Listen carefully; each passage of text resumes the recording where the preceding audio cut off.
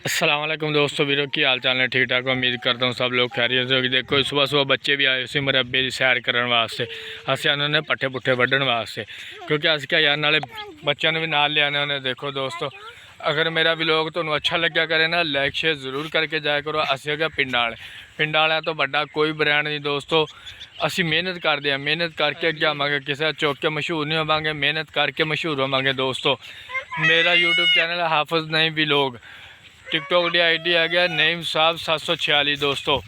क्योंकि असी मेहनत करते हैं यार। दोस्त कहते हैं तू पट्ठियां की वीडियो बनाना, असी पट्ठियां की नहीं बनाते। मैं रंग का काम भी करदा इस वास्ते, क्योंकि सुबह सुबह असी पट्ठे वड्ढन आने, इस वास्ते असी नज़ारा चेक कराने। देखो साढ़े नाल बच्चे भी आए थे, हसते खेलते फिरते, मौसम बड़ा प्यारा बनाया सी दोस्तों। सारा मेरी तरफों सुबह सुबह नज़ारे में लव यू हो गया दोस्तों। लव यू सारे मेरे भरावां वीरां नूं।